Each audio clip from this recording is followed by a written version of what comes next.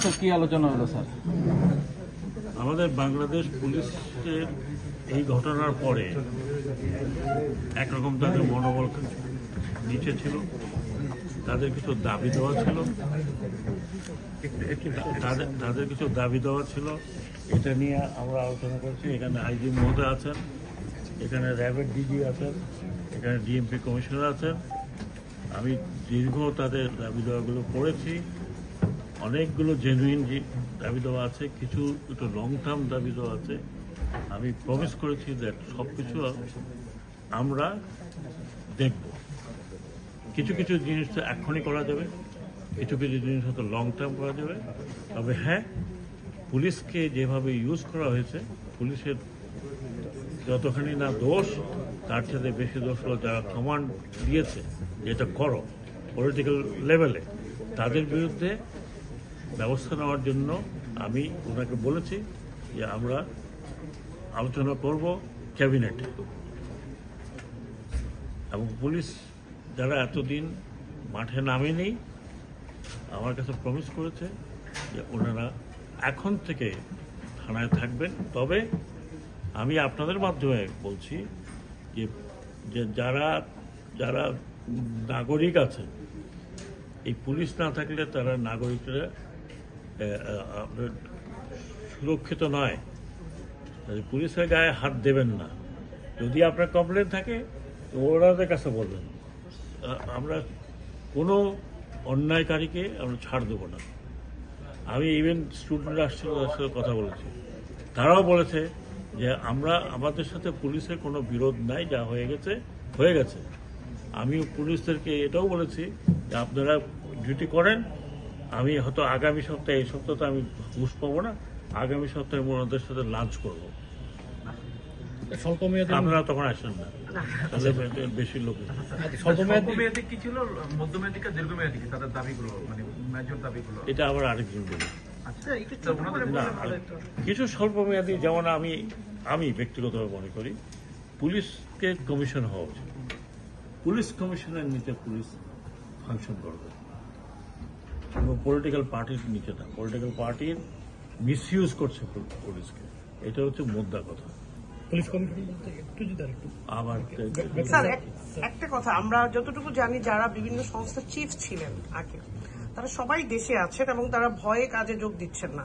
তাদের ব্যাপারে কি আপনি কিছু বলবেন? আমি আশা করি বিভিন্ন সংস্থার চিফ বলতে কি বুঝেন?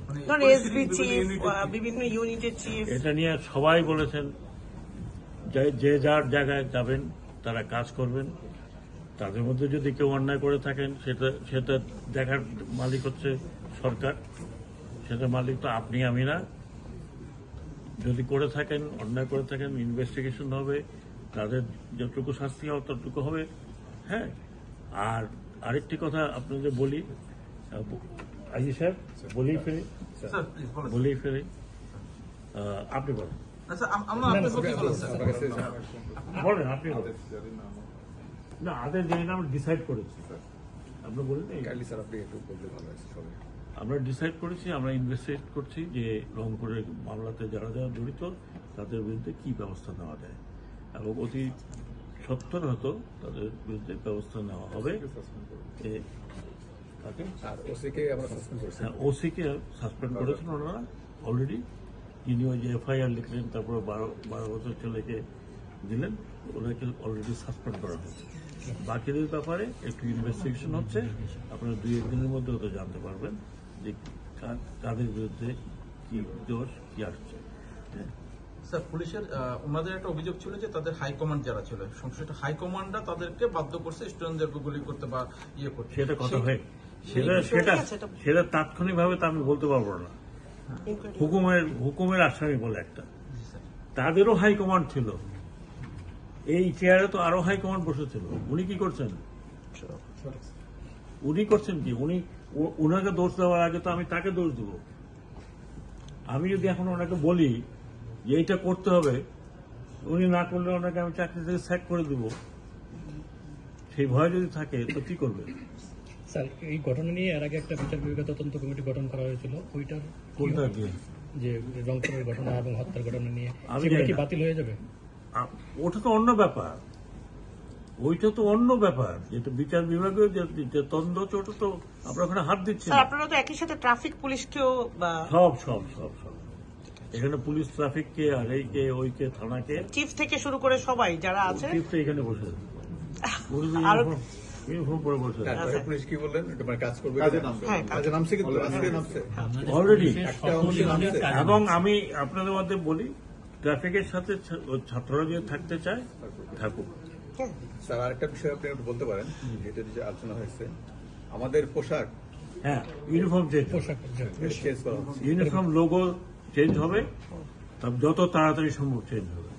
কারণ অনেকে মানে মন খারাপ যে এই পোশাক নিয়ে আমরা আর বেরোতে চাই না। কতদিনের ভিতরে চেঞ্জ করতে চান? যত তাড়াতাড়ি সম্ভব। কালারটা কি না, সেটা আলোচনা করেছি, ঠিক আছে, থ্যাংক ইউ। তদন্ত চাঁদ উঠলে সবাই দেখবে। হ্যাঁ, স্যার, তদন্ত কমিটির বিষয়টা বলছিলেন যে এই তদন্তগুলো তাহলে আপনারা কিভাবে করবেন? উত্তরপ্রদেশ তদন্তগুলো। এই যে পুলিশের বিষয়গুলো এটা আমি এখন বলতে পারবো না, কমিশন এটা গঠন করে- ক্যাবিনেট ডিভিশনে আলোচনা হবে। ক্যাবিনেট ডিভিশনে আলোচনা, আমি I am not a dictator যে আমি এখন একটা ডিসিশন নেব। ক্যাবিনেট ডিভিশনে আলোচনা হবে, সরি, ক্যাবিনেটে আলোচনা হবে। ক্যাবিনেটে আলোচনা হওয়ার পরে ক্যাবিনেট সিদ্ধান্ত হিসাবে আপনার পেয়ে যাবেন। মানে এই জিনিসগুলো আপনারা ক্যাবিনেটে তুলবেন, ক্যাবিনেট অপ্রেপ করলে তারপরে আপনারা- অ্যাবসলুটলি একক হয়তো কোনো কিছু না, একটা ক্যাবিনেট তৈরি হয়েছে এখানে। আর আজকের বৈঠকে কি ছাত্রদের প্রতিনিধি এটাতে ছিল?